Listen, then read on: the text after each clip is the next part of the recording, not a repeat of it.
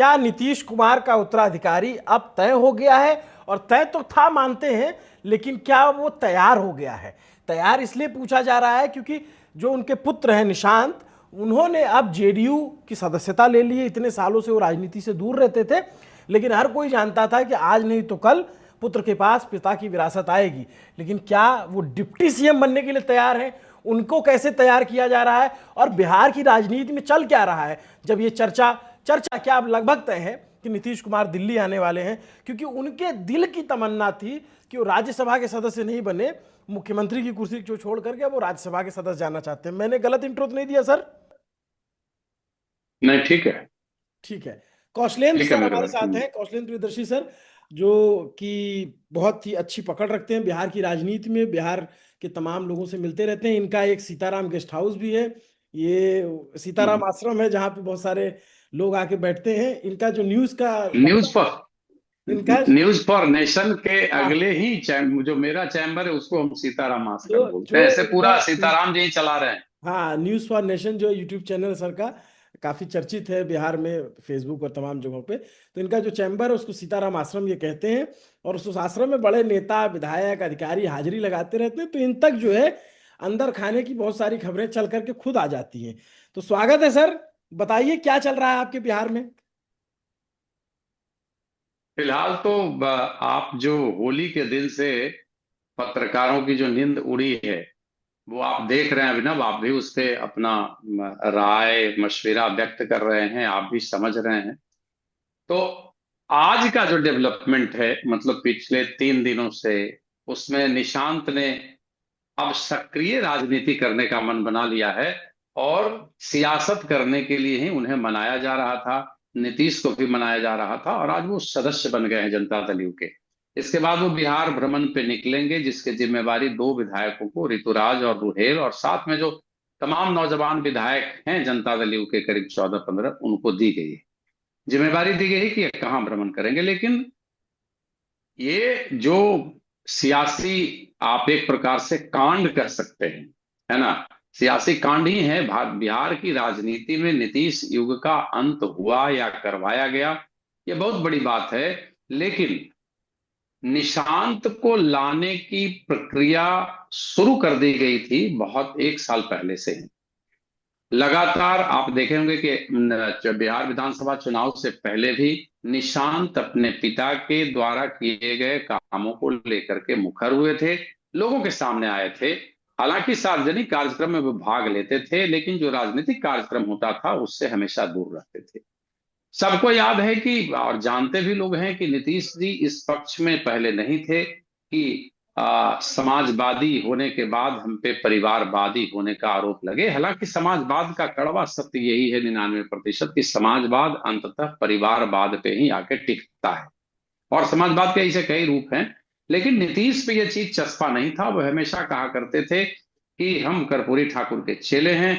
फिलहाल जो रामनाथ ठाकुर राजनीति में हैं और राज्यसभा के सदस्य के तौर पे उन्होंने भी इलेक्शन के उनका भी नॉमिनेशन हुआ है, कर्पूरी ठाकुर के बेटे हैं। तो कहा जाता था कि कर्पूरी ठाकुर के पास जब रामनाथ ठाकुर की पैरवी करने के लिए शिवानंद तिवारी सरीखे लोग गए थे, तो उस समय उन्होंने कहा था कि या तो हमें हटा दीजिए या रामनाथ ठाकुर को ले आइए। तो नीतीश भी उसी कदम पे चलते थे। लेकिन अब जो परिस्थिति कायम हुई है, ये सबको पता है कि कोई मुख्यमंत्री पद नहीं छोड़ना चाहता और राज्यसभा नहीं जाना चाहता। तो बिहार में जनता दल यू के मुखिया जो अपने शर्तों पर राजनीति करने के लिए जाने जाते थे और शर्तों पर ही उन्होंने सियासत की, जो 20 साल का पूरा टेन्योर है, वो अपने शर्तों पर राजनीति की। लेकिन कई चीजें ऐसे सामने आई हैं जो यह साबित कर रहा है कि वाकई नीतीश कुमार अब सत्ता संभालने और कुर्सी गहने लायक नहीं रहे। जो हरकतें दिखती है विधानसभा से बाहर, ये नोन है लोगों के बीच में। और मेरी जहां तक जानकारी है उसमें ये, भले ही एक नारा गढ़ दिया गया था, उस समय भी हम लोगों की बात और मुलाकात हुई थी, परिणाम पे भी हम लोगों ने चर्चा बहुत की थी। लेकिन उस समय जो नारा 25 से 30 फिर से नीतीश, तो नीतीश के नाम पे इलेक्शन लड़ा गया, क्योंकि भारतीय जनता पार्टी के भी पास भी कोई ऐसा बड़ा सियासी चेहरा नहीं था जो सवर्णों को, अति पिछड़ों को, यादव माइनस कर लीजिए, मुसलमानों को माइनस कर लीजिए, और फिर एक अति पिछड़े के बड़े वर्ग को और दलितों को एक साथ ला सके। क्योंकि नीतीश उस समय की उपज है राजनीति में। 90 के बाद वो 77 में चुनाव हार जाते हैं, 85 में वो फिर से चुनाव जीत जाते हैं और उसमें ललन सिंह की भूमिका अहम होती है। हालांकि टिकट नहीं मिल रहा होता है। कर्पूरी ठाकुर जी उस समय बहुत ही एक सख्त ये लाए थे कि जो जीता हुआ नहीं है उससे मैं टिकट नहीं दूंगा। तो कहा जाता है ऐसा कि ललन सिंह ने उस दौरान फंडिंग की और वो दोस्ती आज तक कायम है और ललन सिंह ने टिकट भी नीतीश कुमार को दिलवाया था। अब ये गॉसिप है या कितना सत्य है तो लेकिन लोग ऐसी ही चर्चा करते हैं। फिर 90 के बाद नीतीश लगातार चले, लालू से उनकी राजनीतिक दुश्मनी बहुत गहरी हो गई और 90 से 95 के दौर में जो 1990 से 95 का जो दौर था, लालू यादव, शरद यादव एंड टीम, ये आप देवीलाल के इशारे पर ये सारा काम हुआ और बीपी सिंह के कैंडिडेट थे राम सुंदर दास, लेकिन लालू यादव चुनाव जीतने में कामयाब, मुख्यमंत्री के तौर पे जो चुनाव हुआ वो जीतने में कामयाब हुए। रघुनाथ पांडे को 14 वोट आया था। अब वहां से जो गाड़ी चलती है तो उनके तमाम समाजवादी मित्र जो थे, परिवारवाद जब हावी होने लगा और लालू का एक उदयन शर्मा का लेख 95 में बड़ा अच्छा आया था हिंदुस्तान में संपादकीय पृष्ठ पर। उदयन शर्मा रविवार के और बड़े पत्रकार थे देश के। उनका एक लेख आया था लालू के रावण ग्रंथि के शिकार। तो उसमें कई नेताओं का नाम था जिसमें लिखा गया था कि कैसे राजकीय अतिथिशाला में शरद यादव और तमाम बड़े नेताओं के सामने लालू प्रसाद यादव ने मीसा भारती के सर पे हाथ रख करके ये कहा था कि जे कहब सही कर। लेकिन फिर बाद में चीजें बदलती है। कुर्सी तो आप महाभारत काल से स्थिति देखते हैं या इतिहास पढ़ने वाले छात्र सत्ता के चरित्र को समझते हैं बहुत बेहतर ढंग से कि उसका चरित्र क्या है। अब धीरे धीरे चीजें बदली और बिहार बुरी तरह, आप जिस जंगल राज को सुनते हैं तो उसकी चपेट में आया और टकेसर भाजा टकेसर खाजा वाली बात हो गई। नरसंहार का दौर आज जो हम लोग बाद में इधर जब वीडियो वगैरह चलने लगा और जो अरब में लोगों को हम लोग कटते मारते और ओपन वीडियो बना करके डालते देखते थे, हम लोग उस दौर में बिहार में इन परिस्थितियों को देखा। 32-32 लोग मारे जा रहे हैं, वो भी गला काट के, पेट फाड़ के, बहुत बुरी स्थिति। उस दौर में नीतीश कुमार लोकसभा गए और एनडीए से इनका जो संबंध था वो 1996 में भाजपा के राष्ट्रीय कार्यकारिणी की बैठक में जाते हैं, जॉर्ज फर्नांडिस के इशारे पर जाते हैं और समता पार्टी का गठन तो इन्होंने कर ही लिया था और एनडीए की शुरुआत हो जाती है। अब चलिए थोड़ा सा आगे आते हैं। लॉ एंड ऑर्डर को संभालना, सड़क पे एक बड़ी अच्छी किताब है, शंकरसन ठाकुर नहीं रहे, बहुत बड़े पत्रकार थे। तो जब वो आए और उनकी किताब है बंधु बिहारी, जिसमें एक पार्ट लालू प्रसाद यादव पे है और एक पार्ट नीतीश कुमार पे है, अकेला आदमी। तो उसमें वो लिखते हैं कि जब हम 2010 के चुनाव में घूमे, उससे पहले जब हम आए तो जब मैंने नीतीश कुमार से पूछा कि भाई क्या हुआ, बिहार में बदलाव कुछ हुआ, उन्होंने कहा कि आप खुद देख के आइए ना, अपनी आंखों से देखिएगा तो विश्वास होगा। तो एक संगठित अपराध जो था वो अचानक कमा, लॉ एंड ऑर्डर बहाल हुआ, कानून व्यवस्था, लोग निकलने लगे सड़कों पे और फिर सारी चीजें एक नॉर्मल जो जीवन होता है राज्य के अंदर, तो वो लोगों को सुकून, जैसे कि आप बहुत अंधकार में हैं और अगर थोड़ी सी रोशनी भी आपके पास आ रही हो तो आपको राहत महसूस होता है। वही चीज था, नीतीश जमते चले गए, सड़क, पानी, बिजली। हाल ही में हम एक गांव माने मुख्य सड़क से 30 किलोमीटर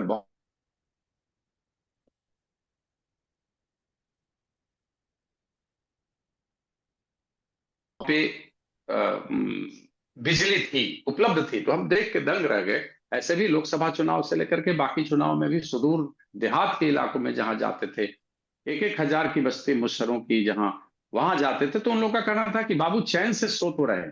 तो ये बड़ी बात थी इलेक्शन जीतने के लिए, जिसका विश्वास है कि जिसके रहने से, आज की बात मैं बता रहा हूं कि कुछ लोग कहते हैं कि अब कौन होगा, नीतीश नहीं तो, लेकिन उनकी जो स्थिति थी वो अच्छी नहीं रही और उसके बाद लोगों ने समझा कि हटाना ही, अगर नहीं भी हटते तो आखिर कौन चलाएगा, कैसे चलेगा।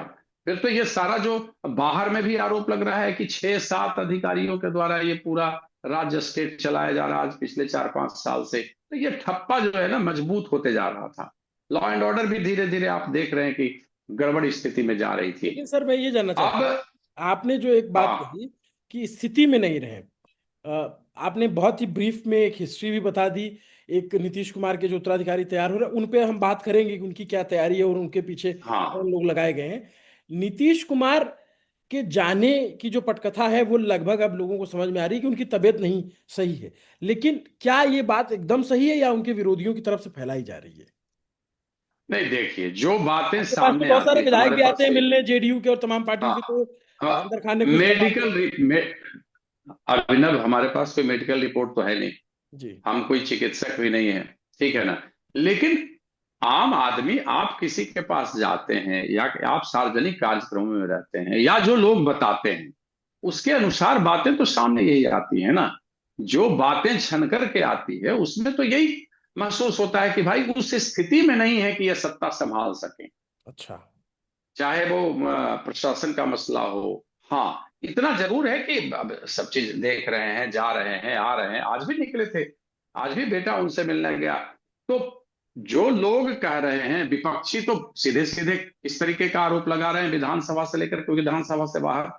तो कोई इसको काट नहीं रहा है। विधानसभा में भी हम लोग देखते हैं, तो परिषद इसमें में भी तबीयत का देखते हैं, सवाल उससे तो सर उससे हमें इसलिए शक हुआ या संदेह होता है क्योंकि जो नीतीश हम्म। कुमार को हम देखते हैं वो मीडिया फ्रेंडली हुआ करते थे। वो अक्सर आकर के बाइटें देते थे, अक्सर बयान देते थे, इंटरव्यूज देते थे। उसके बाद हमने ये चुनाव देखा कि पहला ऐसा चुनाव रहा होगा जिसमें नीतीश कुमार ने कोई बाइट नहीं दी, कोई इंटरव्यू नहीं दिया, कोई पत्रकारों से साक्षात्कार नहीं किया। जो दिया मंच से बोले, और वो भी जो है उस तरीके से नहीं रहा जैसे पहले हम देखते थे। तो ये बात तो स्पष्ट समझ में आ रही थी। लेकिन अब मैं आ जाता हूँ निशांत पर कि देखिए, जो हम बात करते थे कि ये कहते थे कि भाई नीतीश कुमार की खूबी है कि उन पे परिवारवाद का आरोप नहीं लगा। अब वो आरोप भी लग गया। हम्म। अब वो खुद मिठाई भी खिला रहे हैं, वो चस्पा भी हो रहा है, सब कुछ दिख रहा है। तो क्या हम ये माने कि इतने दिन तक जो था वो सब छलावा था, अंत में इसी तरीके से निशांत को लाना था? और क्या निशांत तैयार हैं उनकी लेगेसी को आगे ले जाने के लिए? ये दो चीजों को समझना, मुझे जो समझ में आता है कि नीतीश अगर पूरी तरह ठीक होते तो निशांत राजनीति में नहीं आते। अच्छा। 49 साल उनकी उम्र हो रही है ना। 2010 में भी आ सकते थे, 2015 में आ सकते थे, 2020 में आ सकते थे। नीतीश पूरी तरह ठीक होते तो मुझे नहीं लगता कि राजनीति में उनका पदार्पण होता, है ना। क्योंकि अभी भी जो बातें हो रही, तो आप इसको ऐसे समझ लीजिए, सेना तैयार, सेनापति अभी भी उस स्थिति में नहीं है। अब लगातार उनको तैयार और उनको बाकी समझाने की प्रक्रिया बड़ा बड़ा की जा खबरें रही छन है। के तो आ रही है अब कि उनको 200 भाषण सुनाए जा रहे हैं, क्या किया जा रहा है ये, इस तरह की गॉसिप भी सुनने में आ रही है कि नीतीश कुमार के पुराने भाषण उनको सुनाए जा रहे हैं या ट्रेंड किया जा रहा है। ऐसा कुछ है क्या? अब तो मान लिया जाए कि ये अपनी अपनी अपने ढंग से लोग रिपोर्ट करते हैं, और कोई बड़े पद पे जाता है ना तो कई तरह की बातें सामने निकल के आती हैं। अब जैसे हम लोग ऐसे बात भी कर रहे थे कि कोई बिहार का मुख्यमंत्री बड़ा उस टाइप का हो जाएगा, माने डार्क हॉर्स जिसको कहते हैं, तो उस पे कई तरह की बातें निकल के आ जाएंगी। तो अपने अपने ढंग से अब कई तरह की चीजें सामने आएंगी। लेकिन वो ये इतना तो तय है कि वो अपने पिता के द्वारा किए गए कामों को लेकर के मुखर हो गए थे। लोगों के कहने पे वो ललन सिंह के काफी करीबी हैं। संजय झा तो इधर हुए हैं, लेकिन ललन सिंह चूंकि उनके पारिवारिक मित्र रहे हैं, घर आना जाना है, तो ललन सिंह के वो काफी करीबी रहे हैं। और तैयारी इसकी चल रही थी, इसमें कई कोई शक नहीं। अब 200 भाषण कौन बता रहा है कि एक्यूरेट सुनाया गया नहीं सुनाया, ये बड़ा डिफिकल्ट है। लेकिन जरूर ये दिखता था उनके बयानों से कि पिता के कामों की समीक्षा वो कर रहे हैं, उनको बताया जा रहा है। उनकी बात करने की शैली अच्छी है, वो ढंग से बातों को रखते हैं। और अगर विपक्षी पार्टियों के द्वारा कुछ आरोप लगाया जाता है और वो मीडिया के जद में आ जाते हैं और उनके सामने पूछा जाता है, तो उसका जवाब भी वो माकूल और बहुत सही ढंग से देते थे। आज भी जो हमारी बात सुबह हुई कुछ नौजवान विधायकों से, जो संजय झा के घर पर मीटिंग में थे, हालांकि 15 लोगों को बुलाना था, 14 लोगों को बुलाया गया। जब संजय झा पर यह आरोप लगाने लगा कि जयचंद और बहुत सारी मुर्दाबाद जिंदाबाद होने लगा, तो संजय झा ने अपनी नाक बचाने के लिए उन लोगों को बुलाया कि मेरे हिसाब से कुछ नहीं हो रहा है, सब नीतीश जी की इच्छा से हो रहा है। जैसे ललन सिंह भी यहाँ है, तो उन्होंने कहा कि नहीं, नीतीश जी जिसको मुख्यमंत्री कहेंगे वही होगा, उनकी ही इच्छा से सब हो रहा है। तो आपको भी पता है कि उनकी इच्छा क्या है, नहीं है, इच्छा प्रकट कर रहे हैं नहीं कर रहे हैं, ये अलग मसला है। या प्रकट करने की लेकिन स्थिति में है या नहीं? इच्छा, हाँ, बस सीधी सी बात है। तो ये बिल्कुल यही बात है ना। क्योंकि एक चीज से सबको समझ में दुनिया में आ रहा होगा ना कि कोई मुख्यमंत्री की कुर्सी छोड़ करके राज्यसभा नहीं जाना चाहता, ये तो बड़ी सर साधारण सी बात है। अब क्या ये स्पष्ट क्लियर है कि निशांत जो है वो डिप्टी सीएम बनने जा रहे हैं? नहीं, जो सुबह हमारी बात हुई लोगों से उसमें बड़ा विधायकों ने कहा कि सेना तैयार है, सेनापति का इनकार है, सेना। सदस्यता तो उन्होंने ग्रहण कर ली। हाँ, सेना तैयार है, मतलब उन लोगों का कहना था जैसे जो एक अकबकाहट और छटपटाहट है ना, वो देखा जा सकता है जनता दल के विधायक को। आपको और चीज बता देते हैं, जिस दिन नॉमिनेशन था उस दिन एक विधायक ने अमित शाह के सामने ये बातें कही कि क्या आप कही? हमें पॉलिटिकल तौर पे टूर कर रहे हैं। अच्छा। हाँ, मतलब गार्जियन लेस कर रहे हैं अभिभावक को। लेकिन जो कि सब ये जानकारी छन के आई थी कि इलेक्शन के ठीक दूसरे दिन,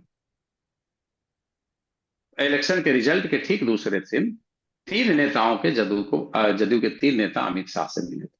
तो उसमें उन्होंने कहा था कि भाई इनकी हालत ऐसी नहीं है सत्ता चला सके, कोई सामने लाइए किसी को, दूसरे को, आप ही कहीं मुख्यमंत्री रहेगा। आज भी अगर जनता दल यू का मुख्यमंत्री हो जाए तो कोई समझिए कि कोई दिक्कत नहीं, अच्छा। जैसा सीन दिख रहा। हाँ, लेकिन कहा था, लेकिन उसके बाद हुआ कि हम लोग तो चुनाव जीत के आए हैं, उनके चेहरे पे ऐसा नहीं हो सकता। लेकिन सबको पता था, हम भी बहुत पहले बोलते कि मार्च के बाद ये कितना दिन आखिर ऐसे चलेगा। प्रथम बजट सत्र था, निकल लिया किसी किसी तरीके से। अब राबड़ी देवी को लड़की बोल रहे हैं परिषद के अंदर, ये बड़ा गंभीर विषय है, उस पर काफी बवाल भी हुआ था। राबड़ी अच्छा, देवी ने भी अपनी ये बताइए कि जब अमित प्रतिक्रिया शाह व्यक्त। आए थे नामांकन दाखिल कराने, तो निशांत को अमित अंकल का आशीर्वाद मिला कि नहीं मिला? क्योंकि जब चुनाव से बिल्कुल। पहले उनका एक बयान था कि अमित अंकल तो कहे हैं कि हमारे पिताजी मुख्यमंत्री बनेंगे।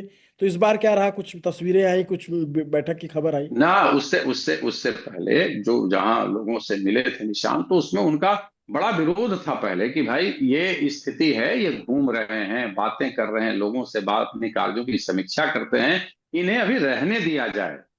और आज भी निशांत की स्थिति जो है वो हम बाकी विधायकों के अनुसार कर रहे हैं कि सेना तैयार है, सेनापति अभी भी डिप्टी सीएम जैसे पद को लेने के लिए तैयार नहीं है।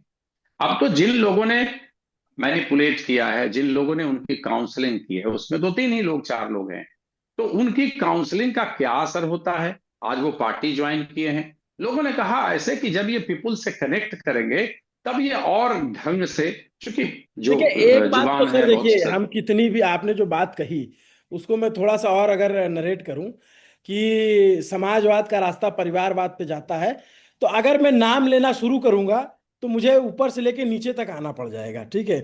और लगभग जगह जो राजा का बेटा न राजा होने की बात करते हैं पिक्चर के डायलॉग पे, हम जो है गर्व करते हैं। लेकिन हमारा जो देश है, जो समाज है, वो राजा के बेटे को ही राजा स्वीकार कर रहा है। आप किसी भी वही राजनीतिक है दल के सोसाइटी। हाँ, पार्टी में आप विवाद देखेंगे, अगर मान लीजिए विवाद भी हुआ तो अंततः जो विरासत गई वो बेटे को ही गई, या फिर बेटा ने आपको जीते जी किसी को दे दिया हो। चीज आपको बताते हैं, जब लालू मुख्यमंत्री हुए तो 95 के चुनाव में उड़ रहे थे, और जब वहां उतरते थे तो वो कहते थे कि रानी के पेट से अब राजा पैदा नहीं होगा। हम्म। लेकिन बाद में स्थिति आपसे छिपी नहीं है। एक बड़ा अच्छा ये है, बिहार के लिए गढ़ा गया था और समाजवाद का कैसा सार ही लिया नारा, रहा अमीर अमीर अभी भी मरा गरीब बेचारा। हम्म। तो ये नारा है, और परिवार को लेकर के तो भी फिर वही चीज जो जो है नीतीश कुमार पे भी लागू हो गई। हाँ, लागू तो है, लेकिन मैं इस चीज अभिनव, मैं इस बात को बहुत मतलब दावे के साथ कह रहा हूं कि नीतीश अगर ठीक होते तो मुझे नहीं लगता कि निशांत राजनीति में आते, क्योंकि क्या क्या नीतीश क्या मतलब कुमार क्या ने। क्या क्या ये अब ये नीतीश कुमार के राज्यसभा जाने के बाद क्या एज अ पार्टी जेडीयू पे भी संकट है? क्योंकि कार्डर बेस्ड तो पार्टी है नहीं। काडर बेस्ड पार्टी नहीं है। दूसरी बात, ये पार्टी नीतीश जदयू, जदयू नीतीश, माने नीतीश कुमार ही जदयू थे। ठीक है, सारे लोग मिले और बिहार को एक अच्छा मुख्यमंत्री मिला, इसमें कहीं कोई शक नहीं, जिसने बिहार में बदलाव किया, बिहार की छवि को दुरुस्त किया। और फिर बाद में लोग, अब उच्च शिक्षा और बहुत विश्लेषण में जाइएगा तो बहुत सारी चीजें निकलेगी कि नीतीश से क्या क्या नहीं हुआ और क्या हुआ, वो अलग मसला है। लेकिन नीतीश कुमार ने बिहार की छवि को बदलने में अपनी भूमिका अदा की, और जगह जगह सड़कें, बिजली, देखिए, दो दो नजरिया है। Infrastructure, law and. एक बात, मैं आपकी बात हाँ से बिल्कुल इत्तेफाक रखता हूँ। एक मैं हूँ जो बिहार के बाहर से जाऊंगा तो मुझे दिखेगा कि बिहार में भी कुछ भी नहीं हुआ है। इसमें बहुत कुछ होने की गुंजाइश और बहुत कुछ हो जाने की उम्मीदें हैं। लेकिन जो बिहार के लोग हैं हाँ, जिन्होंने नहीं इससे इस पहले का दौर देखा है, उनको पता है कि बिहार में बहुत कुछ हुआ है। सड़कें बनी, तमाम चीजें बनी। ये मुझे, मैं कोई बिहार का जानकार नहीं हूँ, मुझे वहीं जाकर के इस बात का अनुभव हुआ कि भाई दो ही नहीं, तरीके के जैसे जैसे कहने का मतलब, हाँ नहीं, जैसे हम लोगों ने घूप अंधेरा देखा, एक पत्रकार होने के नाते चीजें देखी है, तो अब थोड़ा सा प्रकाश और रोशनी मिला तो जाहिर सी बात है कि हाँ, कि फिर हम वही लोगों को ज्यादा लगने एहसास तो लग गया। होगा। हाँ, वही ज्यादा लगने लग गया। लेकिन सर हाँ, एक हम बात बार बार बताइए इस चीज को। कि क्या जो उनके विधायक हैं जेडीयू के, वो इस बात के लिए तो बिल्कुल मुतमईन है कि अगर निशांत को लीडरशिप दे दी जाएगी तो हम इनके पीछे खड़े हो जाएंगे, जस्ट बिकॉज ऑफ कि ही इज ब्लड हाँ, ऑफ नीतीश कुमार? ये निशांत मजबूरी में है, निशांत मजबूरी में लाए गए हैं, जनता दल यू बचेगी कैसे आखिर, सवाल इसका है और ना। जनता दल यू का अब बचना जेडीयू के लिए भी जरूरी है और बीजेपी के लिए भी जरूरी है, ये बात सत्य है। अरे भैया, अभिनव भाई, मैंने 95 में नहीं, 95, हाँ, 99 में मैंने एक लेख लिखा था। समाजवाद उस समय जो पार्टियां बनी, आजादी के बाद से 18 बार टूट चुकी थी, ठीक है ना। इसलिए समाजवाद अलग अलग तुरंत भर में लोग हो जाते हैं, फिर परिवारवाद बनाते हैं, जैसे आपने कहा कि जो राजा का बेटा है उसी पे लोग विश्वास करते हैं। अब मती मारी गई, उसका क्या करना, उसमें क्या कर लेंगे लोग, आपको भी वही पसंद है, जनता को भी वही पसंद है, तो बाकी लोग क्या करें। तो लालू, मैं जो कहना चाह रहा हूं, मेरे कहने का मतलब कि नीतीश के कार्यों की समीक्षा अगर शिक्षा के क्षेत्र से लेकर के और अन्य क्षेत्रों में करेंगे, निवेश से लेकर के बाकी चीजों में, तो वहां बहुत चीजें हैं कहने को। निगेटिविटी बहुत ज्यादा है। आप सड़क, पानी, बिजली, लड़कियों की जो योजना थी, जीविका दीदी थी, महिलाओं के सशक्तिकरण को, जिसको लेकर के कई चीजें केंद्र सरकार ने उसको एडॉप्ट किया, इसमें कहीं कोई शक नहीं। लेकिन निवेश के मामले में, उन शिक्षा के मामले में सब चीज खत्म हो गई, इससे छिपी बात है। तो तो निशांत को लेकर के जो लाया गया उन्हें, या जो उनकी काउंसलिंग चल रही थी, वो नीतीश कुमार की स्थिति को देखते हुए निशांत को मजबूरी में लाया गया। अच्छा, निशांत का तो आप गेस्टर और पोस्टर देखिए ना, मैं समझ गया। अब अभी भी आप। आखिरी, एक आखिरी गॉसिप में आपने एक ही लाइन में चीजें क्लियर कर दी हैं कि सेना तैयार है, सेनापति अभी जो है उनको इंतजार है हाँ, तैयारी होने का। हाँ, अब अब काउंसलर कितना काउंसलिंग कर पाते हैं ये डिपेंड करता और ये ऋतुराज सिन्हा और दूसरा आपने कौन से विधायक का नाम लिया, इन लोगों है। की ऋतुराज और एक रुहेल, रुहेल। जो नीतीश के काफी करीबी हुआ करते थे, राजीव रंजन, हम्म। वो मुख्य प्रवक्ता के तौर पे भी जनता दल यू के थे, बाद में बीजेपी में, फिर वापस चले आए थे, तो उनके पुत्र हैं वो। अच्छा, और मैं ऋतुराज और रुहेल दोनों बहुत अच्छे दोस्त भी हैं, तो उनको जिम्मेदारी दी गई है कि भ्रमण कैसे कैसे कहाँ कहाँ करेंगे। तो और डबल एक आर इनके चेतन पीछे आनंद भी लगाया हैं गया सब। है, डबल आर लगा दिया। हाँ, हाँ, ठीक है। एक आनंद मोहन के बेटे चेतन भी हैं। अच्छा, वो भी यंग उसमें आते हैं, टर्फ में तो हाँ आते हैं। बिल्कुल, हाँ, हाँ, ठीक है। हाँ, हाँ, आप सर दूसरी ये बार बता विधायक दीजिए हुए। कि पटना में मुख्यमंत्री किसको किसको बनवाया जा चुका है, ये तो बता दीजिए। अभी तो एक विधायिका हैं, वो बाहर से आई हैं, उनके बारे में किसी ने लिख दिया, बेचारी 4 दिन से दिल्ली में, है श्रेयसी ना। सिंह। तो जिसके, नहीं, वो संगीता हैं, वो भभुआ की तरफ से राजद में थी और बाद में इधर आ गई थी, तो कहा जा रहा है कि 4 दिन से दिल्ली में, उनके बारे में भी फोटो सोटो सब साट के मजे ले लिए। अब पूरा हो नाम बता सकता दीजिए है, सर। अब भजन सर लाल, देखिए, सर ऐसे मत कीजिए, पूरा नाम बताइए। मान लीजिए यूपी महाराष्ट्र का नाम, दर्शक है, वो नहीं नहीं जानेगा ना। हाँ नहीं, वो संगीता नाम है, संगीता कुमारी लिखती है, कुछ संगीता ही है वो। और भभुआ के तरफ से, सहरसा कहीं से हैं वो, विधायक हैं, राष्ट्रीय जनता दल में थी, अब इधर आ गई हैं। तो उन्हें संजीव चौरसिया, सम्राट चौधरी को रोज लोग प्रतिदिन बना रहा है, नित्यानंद राय को तो बना दे रहा है, वही तो, मंगल पांडे को बना बीजेपी दे रहा है। नेताओं की तो स्थिति है कि अगर कोई गुलदस्ता लेके पहुंच जाए तो उसको गुलदस्ता फेंक के मार देंगे कि भाई मेरा नाम मत लो, जो है यहाँ जिसका हाँ, नाम हाँ, बनता नहीं। नाम मत लो मेरा, हाँ। जिसका नाम आया उसका काम तमाम हुआ। लेकिन सुनने में जो आ रहा है, राजस्थान, छत्तीसगढ़, जिस तरीके से लाए और लोग परफॉर्म नहीं कर पा रहे हैं, तो उससे जो भारतीय जनता पार्टी का टॉप लीडरशिप है वो संतुष्ट नहीं है। अब एक और जो चीजें सामने आती है कि दूसरा योगी पैदा नहीं करना चाहता भाई, टॉप लीडरशिप जो है ना। तो अब क्या कर देंगे इनके, इन पे माने, हम कौशिक तो के गलियारों और की मित्र चर्चा मेरे। है। और आमतौर पे हमने ये देखा है कि किसी ऐसे नेता को के हाथ में चीजें नहीं दी जाती हैं जिसका अपना सिस्टम हो, जो दिल्ली के सिस्टम को माने, उसी का सिस्टम हाँ, जनता है, ऐसा बीते दिनों की परिपाटी में हमने देखा है। लेकिन एक उदाहरण ये भी है। नहीं बीते दिनों नहीं, अभिनव अभिनव बीते दिनों नहीं, इंदिरा गांधी के जमाने में से आप थोड़ा सा आइए, बिहार की दुर्गति थी, और उसी समय एक कांग्रेस में एक बड़ा ही मजेदार शब्द का प्रयोग हुआ, आला कमान। नहीं नहीं, वो तो सर, आला वो कमान। तो आला कमान जो संजय गांधी जो करते थे कि भाई राजस्थान में सीएम बदल दिया, आंध्रा में सीएम बदल दिया, बिहार में सीएम बदल दिया, तो वो आला 80 कमान। से 85 के बीच में 4 लोग चेंज हो गए बिहार के अंदर। इसीलिए मैंने एक बार लिखा भी कहीं था और मैं बोलता भी हूँ कि आला कमान नंबर से होता है, वरना आला अलग है, कमान अलग है। यही आला कमान कांग्रेस पार्टी का जो है, अभी राजस्थान में जब अशोक गहलोत से टसल हुई तो कुछ नहीं कर पाया था। और यही कांग्रेस पार्टी थी, जब नंबर थी तो संजय जगन्नाथ पहाड़िया मुख्यमंत्री बन गए, कभी कोई मुख्यमंत्री बन गया, कभी कोई। तो ये बीजेपी के पास यही बीजेपी है। आज बीजेपी कहते हैं कि बहुत अनुशासित पार्टी है, जो कह दिया जाए यहां से वो लागू हो जाता है। यही बीजेपी थी कि उमा भारती ने तांडव मचा दिया था, भारतीय जनता पार्टी की नेता थी मध्य प्रदेश पूरा की। पूरा। हम्म, जो एक पटेल विधायक थे, उनको दौड़ा करके अटल जी और आडवाणी जी के रैली से फिर उनको पीटा गया था। तो ये सारा नंबर और सारा अनुशासन तो सर आता जो है आपके पास दिल्ली में कितना नंबर है इसी से। और ये बात सब पे लागू होती है। और हम्म, आपने जो कहा शुरू में सत्ता का चरित्र, वो भी सब पे लागू होता है। तो हम। और दिनकर की एक पंक्ति जो मैं बार बार कहता हूँ ना, हमेशा कहता हूँ, 50 के दौर में ही वो नेहरू और उनकी राजनीति को देख कर लिखे थे कि राजनीति में मित्र कठिन है, स्व से उठा चरित्र कठिन है, एक जुआरी के अड्डे पर वातावरण पवित्र कठिन है। ऑन दैट दिनकर ने नोट, बहुत पहले लिखा था। थैंक यू सो मच, आपने है ना? समय निकाला और आपने कम समय में बहुत ज़्यादा बातें बता दी हैं। उम्मीद करता हूं कि हमारे दर्शकों को बहुत पसंद आएगी। और बिहार से जुड़ी कभी भी कोई अपडेट हो तो आप चैनल का जो सर का जो चैनल है न्यूज़ फॉर नेशन, उस पर देख सकते हैं कि वहाँ पे लगातार अपडेट्स आती रहती हैं। और थैंक यू सर, आपने समय निकाला। आगे कुछ भी होगा तो प्लीज़ आइएगा, दर्शकों को अच्छा लगेगा। हमने बिहार के टाइम पे भी बात किया था, बिल्कुल लोगों ने बहुत बिल्कुल पसंद किया था। बिल्कुल। तो thank you so much guys, क्षेत्र आपने कहिए। सुना कौशलेन सर को, जो लगभग 3-4 दशकों से वहाँ पत्रकारिता कर रहे हैं।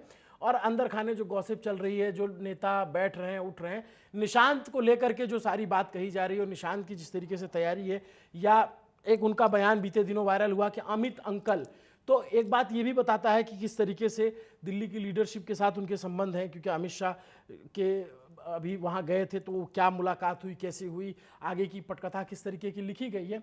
और रही बात कि कौन तैयार है कौन तैयार नहीं है, गद्दी मिलने के बाद एक ताकत आती है, और ताकत अपने आप बहुतों को तैयार कर देती है।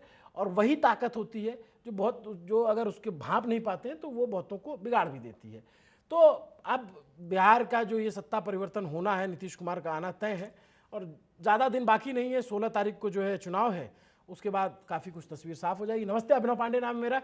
न्यूज़ पिंच का इस तरीके से जो विद्वान गेस्ट हैं या जो जानकार पत्रकार हैं, उनको ला करके आप तक किसी भी विषय पर इस तरीके से उसको थोड़ा सा ओवरहॉलिंग करने का तरीका कैसा लग रहा है, कमेंट करके जरूर बताइए। कैमरे के पीछे मेरे साथी सुधांशु केसरवानी है, इसको वीडियो को एडिट किया हमारे साथी मोहित शुक्ला ने। Thank you so much.